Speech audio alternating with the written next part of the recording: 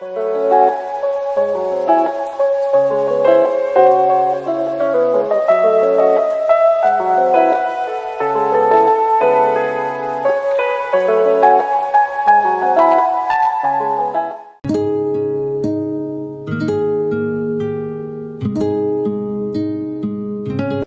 mochis, annyeong! Welcome back or welcome to my channel if you're new. فيديو النهاردة انتوا مش متخيلين انا مبسوطة ازاي ان انا بصوره. اعمل unboxing لأضخم بوكس جالي في حياتي تقريبا. بصوا يا جماعة، البوكس كبير وفيه حاجات كتيرة تحفة، وانا متأكدة ان الحاجة اللي جوه دي هتعجبكم جدا. بس الاول خلوني اكلمكم اللي بعتولي البوكس ده. هما stationery pal. مين هما stationery pal؟ من اسمهم stationery يعني ادوات مكتبية، فهم اونلاين ستور يعني محل على النت بيبيعوا ادوات مكتبية. ومش بس كده، كمان بيبيعوا الديكوريشنز اللي بنحطها على المكتب، بيبيعوا جرابات موبايل، شنط.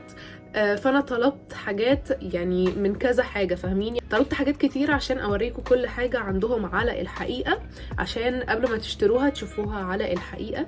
وجماعة بجد انا مش مصدقة ان انا stationery pal اصلا كلموني وقالوا لي احنا عايزين نعمل collaboration معاكي. ده بالنسبة لي it's a dream collaboration، ان احنا نتعاون مع بعض اصلا. الحمد لله وكل ده شكرا، يعني الشكر ليكم حقيقي. Thank you guys. واحب اقول لكم ممكن ما تكونوش سمعتوا عن stationery pal قبل كده، لان هو مش معروف في مصر خالص، لان هو اصلا شركة اجنبية مش مصرية. بس عايزة اوضح لكم الاول ازاي تقدروا تشتروا من stationery pal، لان الموضوع مختلف شوية عن اي اونلاين ستور بتشوفوه هنا في مصر. طبعا ادواته المكتبية بقى بتاعته مختلفة خالص عن الحاجات الموجودة في مصر، كلها الحاجات اللي هي الكورية. هوريكم هتفهموا كل حاجة. انا هسيب لكم تحت في الديسكريبشن بوكس اللي هو صندوق الوصف، هتلاقوني سايبه لكم اللينك بتاع stationery pal او الرابط بتاع stationery pal عشان تضغطوا عليه وتروحوا على طول على الويب سايت. وكمان ممكن اسيبه لكم في اول كومنت. تاني حاجه هعملها ان انا كل الحاجات اللي موجوده في البوكس دي اللي انا جبتها هسيب لكم برضو اللينكات بتاعتها تحت، بحيث ان انتوا لو في حاجه معينه عجبتكم تروحوا على اللينك بتاعها على طول عشان تجيبوها. فانا بحاول اسهل عليكم الموضوع. لو انتوا من مصر لازم تبقوا عارفين انه للاسف عشان نجيب حاجات من stationery pal بيكون في جمارك، وانتوا عارفين قد ايه موضوع الجمارك ده بجد رخي. الحاجات الموجوده على stationery pal على فكره رخيصه جدا، يعني كل حاجه عندهم بدولار $2، اغلى حاجه ممكن تبقى $5. فالحاجات رخيصه جدا وحاجات تحفه على سعرها، مشتريات فعلا مش هتكلفكم كتير، اللي هيكلفكم هو الجمارك. فانصحكم لو انتوا في مصر تشتروا حاجات وتحطوا عنوان حد مثلا بره بقى في اي دولة عربية، حد تعرفوه مثلا في السعودية، في دبي، في اي حتة يعني ما عليهاش جمارك تعرفوه. خلوا ان البوكس يروح عنده هو، ما يجيش على مصر عشان موضوع الجمارك، وهو بقى الشخص ده وهو نازل يجيب لكم البوكس معاه، لانه بجد الحاجات تستاهل والحاجات تحفة. لكن لو انتوا عايشين بره مصر في اي دولة تانية اعتقد ان هو مفيش جمارك عندكم، بس في شيبينج. بس مش عارفة لو صرفتوا اكتر كام دولار مش هيكون، يعني هيكون فري شيبينج. يلا بقى خلونا نبتدي، لان اصلا البوكس ده مليان يا جماعه حاجات. يعني الانبوكسنج ده هيطول، سناكاتكم والدرينكات بتاعتكم. ويلا بينا نبدا هذا الانبوكسنج العظيم. Let's go. اولا هم عاملين البوكس ده الثيم بتاعته كريسمس ثيم، فبصوا it's so cute. ومكتوب هنا تحت stationery pal، وهنا في الجنب مكتوب made with love. فاصلا البوكس لوحده يا جماعه يفتح النفس كده. انا كمان هبقى انزل لكم فيديو قصير شورتس على اليوتيوب بعمل انبوكسنج ليه. عايزه اوريكم شكل البوكس من جوه لانه بجد تحفه. مكتوب فوق هنا I love stationery pal. البابل راب بتاعهم اللي هو ده على شكل قلوب. انتوا متخيلين الكياتة اللي هم فيها؟ بصوا يا جماعه، اللي هو ده اللي بنقعد نفرقعه على شكل قلب. شفتوا حاجه اكيد من كده؟ بصوا يا جماعه البوكس هو بجد مليان حاجات، عشان كده انا بقول لكم انبوكسنج النهارده انبوكسنج عامر. اول حاجه هنا بعتولي ثانك يو كارد عليها اسمي واتس سو كيوت. بصوا ده شكله. فيلا بينا بقى خلونا نبتدي، لانه انا مش عايزه الفيديو ده يبقى طويل قوي. اول حاجه هما بعتولي كده حاجات عشوائيه انا اصلا ما كنتش طالباها as a gift يعني، فخلونا نبتدي بيهم. اول حاجه القلم ده برضو كريسمس ثيم، ده سنو مان. وبعتولي الدباديب دي اللي بيتحطوا على الشنط، بصوا شكلهم كيوت ازاي. هبقى احطهم في الشنطه اللي انا جبتها واوريكم. وفي دي برضو لما وجومه ومسطره وبرايه، برضو كريسمس ثيم. في واحده كمان اهي كنت لسه بقول لكم كيوت قوي. في ده اللي هي الكليبسه اللي بنحطها مثلا مع الورق او حاجه. البوب سوكيت اللي هو بنحطه في الموبايل، عارفين الخاتم ده او الرينج اللي هو القلم ده، شجره كريسمس. قالوا بقى نشيل ده.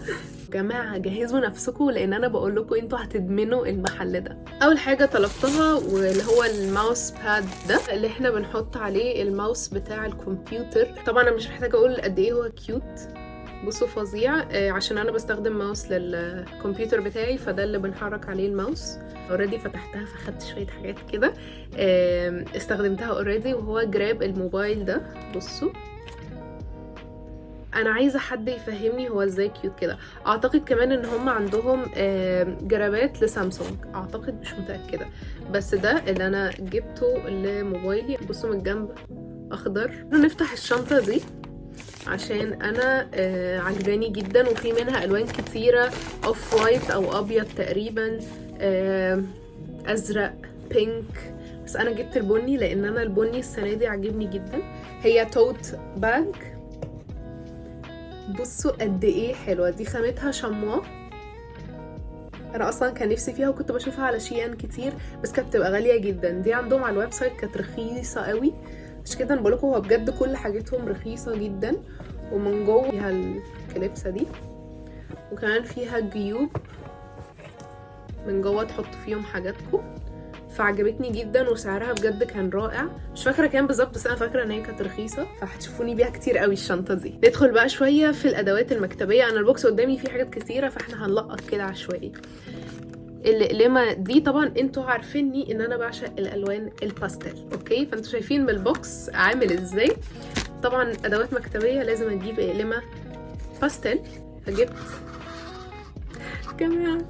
يا جماعه جبت الأقلمة دي عشان انا بحب الكتابه وبحب اكتب، وبحب اكتب بالالوان. فبصوا الوانهم عامله ازاي، وخطهم اللي هو الرفيع ده لان انا بحب الخط الرفيع. بصوا ده اللون اللي هو الازرق.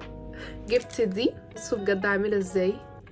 يعني انا اصلا هستخسر ان انا اكتب فيها اي حاجه وهي بلزق كده. وطبعا كفرح كنت لازم اطلب ستيكرز، فانتوا هتلاقوا ستيكرز كتير قوي في البوكس ده. بس بصوا دول، استنوا اطلع واحده من بصوا قد ايه كيوت. جبت البيربل عشان بعشق لون البيربل، وجبت كمان واحده لونها بني. عندي هنا كتير قوي بعشقهم في التزيين في الجورنالينج وكده، فانا جايبه برضو منهم كتير. ده اول واحد على شكل دب كده وتشيريز كرز، يا الله على الكياتة. بعدين جبت واحد اسود، متسألونيش ليه بس حسيته يونيك، عمري ما شفت لزاق لونه اسود. بصوا يا جماعه كيوت. ده مش قلم، ده جلو، لزاق مش لزاق، جلو. هو اسمه ايه بالعربي؟ الجلو، ولونه ازرق. وجبت دي حاجه كده صغيره احطها ديكوريشن للمكتب بتاعي، كالندر بتاعه السنه. والحلو ان هم بادئينها بشهر نوفمبر بتاع 2022، يعني بادئينها من نوفمبر، وبعدين بقى هيبداوا من سنه مثلا يناير سنه 2023. غنطوطه خالص وبتتعمل كده وبتتحط على المكتب. وبصوا اصلا شكلها لونها بيربل، فحسيت اللي هو لازم احطها عندي على المكتب. بعدين جبت من الاستيكرات دي كتير، هي استيكرات كده شفافه، ده كده ايه، دب شفاف، بس لما بيتحطوا بقى في الكراسه او كده بيبقى شكلهم تحفه. البوكس لسه مليان، فاحنا مكملين. عايزاكم كمان تبقوا تكتبوا لي في الكومنتس ايه اكتر حاجه عجبتكم في الهول دي او الانبوكسنج ده. ولو عايزين اي مساعده يا جماعه اكتبوا لي في الكومنتس، يعني لو مش عارفين تعملوا شوبينج ازاي اكتبوا لي برده على الانستجرام على يوتيوب وانا اكيد هرد عليكم. جبت ده اللي هو بنلزقه في اخر الكراسه عشان نعلم على حاجات، او حتى لو انتوا بتقروا كتب بقى شكله فظيع ازاي. خلوني اوريكم جراب موبايل تاني، واحب اقول لكم ان خامه الجرابات عندهم مش طبيعيه، وسعرها ده كان ب70 جنيه. بصوا بقى قد ايه يونيك. طبعا انا بعشق الحاجات اللي فيها سباركلز وكده. بلاستيك، بس بلاستيك نضيف يا جماعه، بجد بلاستيك كده تحسوه قيم. فده تاني واحد. انا جبت جرابات كتيره لاني كنت لازم استغل السعر بصراحه. جبت دي لانه هما كمان عاملين سيل عشان الكريسماس والحاجات دي، فبرضه الحقوا. دي بنحط فيها الكروت بتاعتنا، او ممكن تحطوا بقى يعني استعملوها زي ما انتوا عايزين. طبعا انا جبتها عشان احط فيها الفوتو كاردز قدام، واحط برضه فيها كروتي. فيها الجيب ده، وفيها واحده من ورا، مش عارفه انتوا شايفينها ولا لا، بس في هنا جيب ورا برضو. طبعا انا جبتها بيربل بيلمع كده عشان تبقى شفافه، عشان احط فيها الفوتو كاردز بتوع الكي بوب، واحط بقى فيها الكروت بتاعتي. استيكرات تاني واحدة بشكل بيرز وكده، واحدة بقى فراولة وأرنوب اللي هو الكوركتر، بس ده على شكل تاني، مش اللي هو بنقعد نستناه بقى ينشف والكلام. بتفتحوها كده، تستخدموها كده، بصوا، فبتشطبوا على اللي انتوا عايزين تشطبوا عليه، ومش هتستنوه ينشف، هو اوريدي ناشف خلاص. برضو دول اللي هي الستيكرز الشفافه اللي بقولكم عليهم. لسه يا جماعه، لسه احنا مكملين، يلا فوقوا معايا كده. بجد الحاجات مش طبيعيه قد ايه هي جميله. دي برضو ستيكي نوت، بس طبعا شكلها يعني فظيع، اللي هم دول وبلزق من فوق. جبت مش عارفه بتسموه ايه، اللي هي شنطه صغيره، فلو في حاجات صغيره ما بحبش ان انا ارميها في الشنطه، بحطهم في البوك اللي هو الصغير ده. وبصوا من جوه هو كده، وفي برضو بوكيت، فعجبني، وخامته كمان حلوه جدا، وطبعا شكله فظيع. فبس بحط فيه بقى اي حاجه انا عايزاها واحطها في الشنطه، بحيث ان الحاجه ما تقعش بسهوله. دي يا جماعه مش بسكوته يا جماعه، بجد والله انا لو عملت كده يعني حد هيفتكرني باكل بجد. بصوا شكلها عامل ازاي، وكأنها متاكله كده، بس هي نوت خامتها مريحه جدا، وزي ما قلت لكم هي بيضه من جوه، فبتكتبوا فيها النوتات بتاعتكم. لو عايزين مثلا تكتبوا النهارده ورايا كذا على السريع وتحطوها معاكم في الشنطه، فظيعه، شكلها بجد تحفه، عايزه تتاكل كده. وهو هذا الجراب الاخضر، مش عارفه حسيته حلو. انا السنه دي برضو لون الاخضر عجبني لسبب ما، جبته. ده شكله هو شفاف. انا عمري ما شفت جلو بالمنظر ده والله يا جماعه. انا على زمني كان الجلو كده في انبوبه ونقعد، بس تقريبا الدنيا تطورت تماما. ده جلو بتفتحوه من تحت كده، اوكي، وانا مش عارفه انتوا شايفينه ولا لا، بس الحته دي لزق، اللي هي مثلا لا تسيني دي الورقه بتاعتكم، هتروحوا عاملين كده وتروحوا لازقينها بكل سهوله، مش محتاجين بقى لزاق وبتاع. فطبعا الدنيا تطورت تماما، وده بقى شكل الجلو يا جماعه. انا اوريدي نزلت شكل الايربودز بتاعتي على انستجرام، واوريدي ناس كتيره بتسالني جبتي الايربود كيس ده منين، او جراب الايربودز ده منين. جبته من عند ستيشنري بال.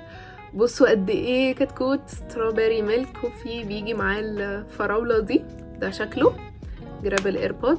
وبقى مع ده جبت لها حاجه، فجبت لها هذا الاختراع. خلوني افهمكم. ساعات ببقى في الجيم وببقى حاطه الايربودز في وداني فبتقع، والموضوع ده بيستفزني واقعد ادور عليها وقعت فين.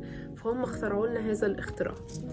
بتجيبوا السماعات بتاعتكم كده، الماجنت ده، وتروح حاطينها في ودانكم، والماجنت ده بيبقى كده، فتروح حاطين السماعات كده بحيث ان هي لو وقعت الايربودز ما تضيعش وتفضل ايه تعلقك.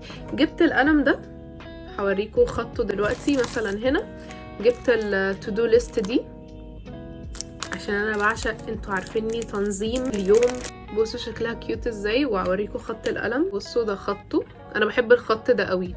جبت لنفسي هذه المقلمه. طبعا انا جبتها اولا عشان انا بحب قوي الخامه دي كده، مريحه. انتوا عارفين ان الواني دي المفضله الباستيل. ده شكلها كده، بس بجد حلوه قوي. والوانها تقريبا كان في لون تاني منها مش فاكره، بس طبعا انا اخترت اللون ده لانه جميل قوي. دول عارفين لما بنروح السينما ويحطوا لكم الفشار في حاجه، هي دي شبههم، او اكياس هدايا مش عارفه، بس انا جبتها اصلا عشان احطها كديكور على المكتب. ليه؟ لانه بصوا شكلها عامل ازاي. دي لونها بينك، وجبت منها البيربل، وانا حبيت جدا اللون البني السنه دي، فجبت لي الجراب ده. هو بيش كده في بني، وانا اصلا شفت زيه على شي ان، وكانوا على شي ان بيبيعوه اغلى من عند ستيشنري بال. يعني ستيشنري بال بيبيعوه ارخص بكتير. هو بلاستيك كده، او بلاستيك. وبصوا لونه حلو ازاي. بصوا يا جماعة تشيمي، بصوا برضو بتاعت اللبن بس لونها بينك. يا الله فظاع. بصوا بقى هما كتير جدا على شكل درينكس، مشروبات، فحاجات بقى كورية. بصوا ده اللي هو بتاع جونكوك اللي بيحبوا، اللي هو الموز باللبن. يلا خلاص ما فاضلش حاجات كتيرة، خلونا بقى نكمل. عايزة اوريكم النوت بوك دي، انا جبتها هي جلد وابيض وهنا روز جولد. وبصوا بتتفتح كده بماجنت، كالندر السنوية كده، ايام سبت حد اتنين. بقى بتتقسم النوت بوك لكذا حاجة. هنا تقدروا تحطوا مكتوب الديلي بلان، الخطة اليومية، وحاطين لكم كده دواير فتعملوا تشيك على اللي انتوا خلصتوه. بعد كده في صفحات مربعة فاضية. جبت برضو اللزاق ده بس الوان بقى. بصوا يا جماعة، الله بجد فظاع. هم دول صغيرين مش كبار زي التانيين. اولا انا كان بقالي فتره اصلا بدور على دول، لان كنت بشوفهم عند اليوتيوبرز الاجانب وما كنتش بلاقيهم خالص في مصر. هما بيجوا كده وفي منهم 4 الوان، اخضر واصفر وبينك وازرق. كان نفسي اجيب الازرق بس للاسف كان سولد اوت وقتها، معرفش دلوقتي بقى متاح ولا لا. بيتفتحوا بكل سهوله كده وكده، كأنكم بتركبوا لعبه والله. والحته اللي جوه دي بتفتحوها كده وتدبسوهم كده هنا في بعض كده وكده، وتفتحوا اللي تحت برضو كده وكده وكده. وبقى عندكم بوكس صغنطوط تحطوا فيه اللي انتوا عايزين. بس كده دي البينك، وده شكلهم كلهم. زي ما قلت لكم هما بجد عمليين جدا. I love these. اخر حاجة بقى، ودي انا جبت منها 3. دي اللي بنستخدمها للواشي تيبس، السولوتيب اللي قلت لكم عليه. دي كده شكلها، قلبت عليها مصر حرفيا، ما لقيتهاش في ولا مكان غير على شي ان. وشي ان كان بيبيعها، ما كانتش غاليه قوي بصراحه، بس على ستيشنري بال كانت ارخص من شي ان، هي نفسها بالظبط. وتحطوهم كده فوق بعض. ايه هي بقى دي؟ تعالوا اوريكم بالمنظر ده. فبتحطوا فيها بقى كل اللزقات اللي عندكم. بصوا هي اصلا استخدامها كده، بتشد لزاق وبعدين بتحطوه كده بحيث ان انتوا تقطعوا على طول. سهله جدا. فبتعملوهم بقى كلهم كده وبس، تسحبوا وتشدوا على طول، ما بتاخدش منكم وقت. بس هي دي كانت الهول بتاعت Stationery Pal. thank you so much to Stationery Pal. ده اولا ان هما فكروا اصلا ان هما يعملوا collaboration معايا، يعني ده شرف ليا حقيقي. وزي ما قلت لكم هسيب لكم في صندوق الوصف او الديسكريبشن بوكس اللينك بتاع Stationery Pal وكل اللينكات بتاعت كل الحاجات اللي انا جبتها دي، بحيث ان انا اسهل عليكم عمليه الشراء.